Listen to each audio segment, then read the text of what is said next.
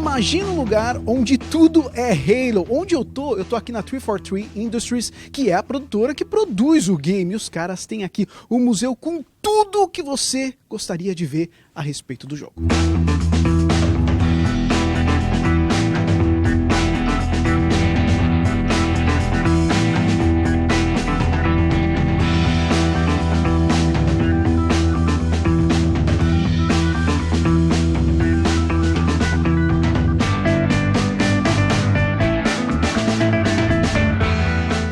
Aqui começa a história de Halo. Eles fizeram a exposição aqui do museu de forma cronológica. E esse pedacinho aqui é totalmente dedicado ao primeiro Halo, que é lá de 2001. Já faz muito tempo que a franquia foi lançada, todo mundo sabe disso. E olha só, uma edição muito especial aqui de um Xbox, o primeiro Xbox, a edição especial de Halo. Muita coisa legal, desde livros, caixas do console, bonecos e todos os produtos que aí a gente já sabe que são inúmeros, vieram dessa franquia. A gente vai dar mais uma olhada por aqui.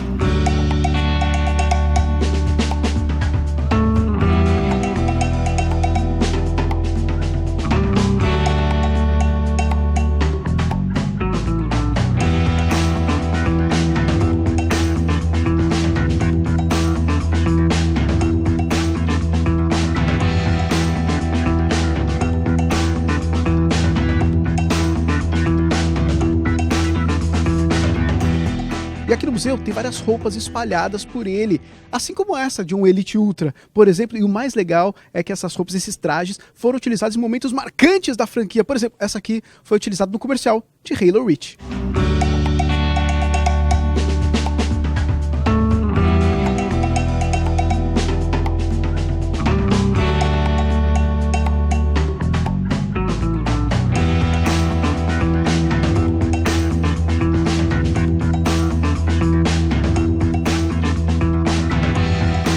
E agora, é hora de saber o que? Um pouquinho mais de Halo Wars 2. Hi everyone, I'm Dan Ayoub, Studio Head of Strategy Games here at 343. Really excited to talk to you all about Halo Wars 2 today.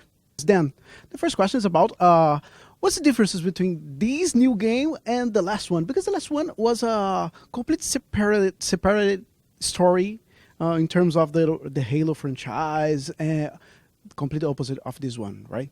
Yeah, I mean, there's a lot of similarities to the first one, and there's a lot of differences. So, I mean, things that are in common from a story standpoint, we're continuing the story of the crew of the Spirit of Fire.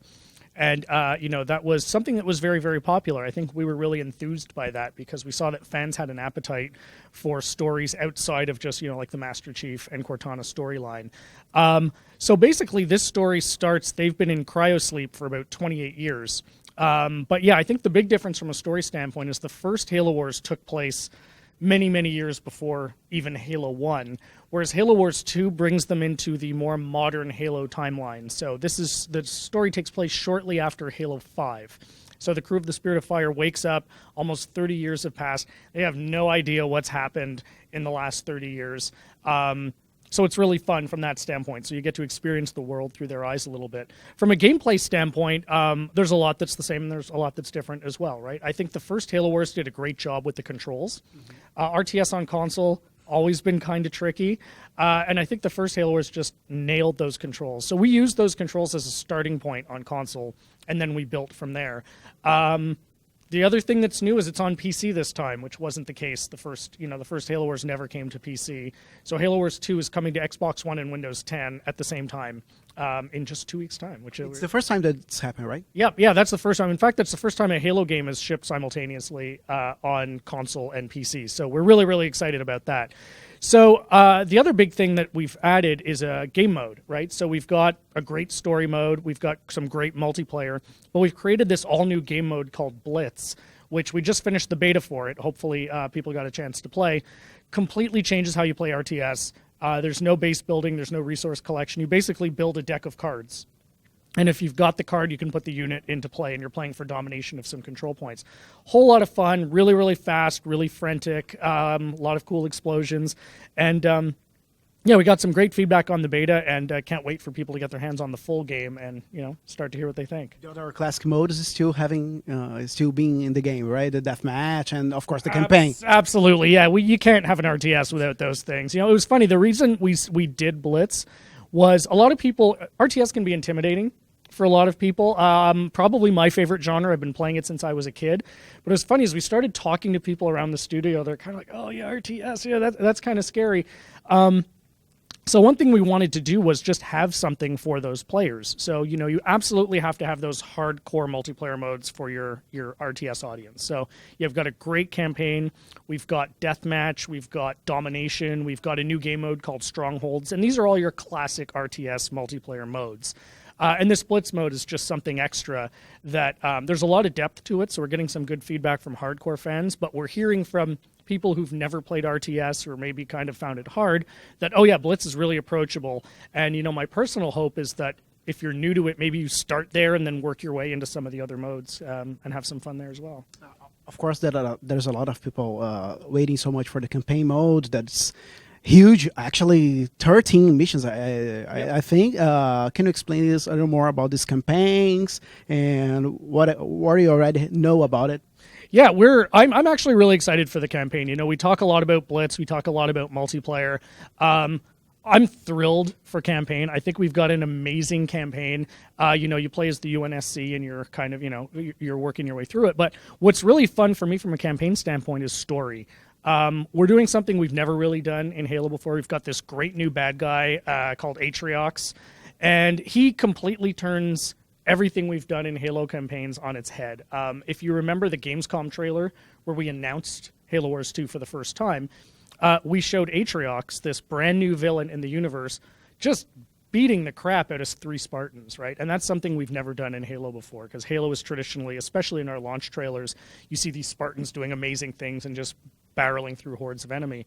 All of a sudden, hey, who's this guy? This one brute takes apart 3 Spartans. And that was very important for us because we were making a big investment in this character, and he's a focal point of the campaign. So he leads this faction called the Banished, who have kind of risen to power since the Covenant has kind of collapsed from a story standpoint. And he's not your classic Halo villain. There's a lot of depth to him.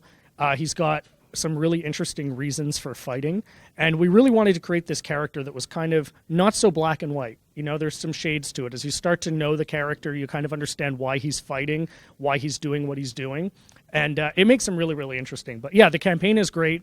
We're going to tell this great story, fighting Atriox in the Banished. And, a lot of people I think are going to use that as preparation to hop into deathmatch and things like that, because the campaign does, in my opinion, a really good job of breadcrumbing you through it and kind of slowly exposing you to new units so you're ready when the time comes to go play with some friends. How can you define this new game, and for which kind of people do you recommend these new RTS of Halo?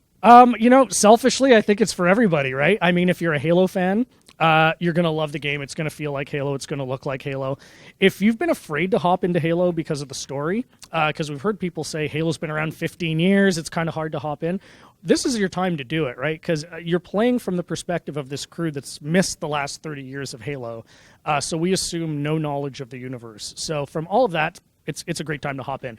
RTS fan, absolutely. You're going to love this game. It's got, this was built with a very hardcore RTS player in mind. I mean, our partner for this is Creative Assembly in the UK. These guys have been doing Total War for a long time. They've been doing RTSs for 15 or 20 years. Like, these guys are top game developers.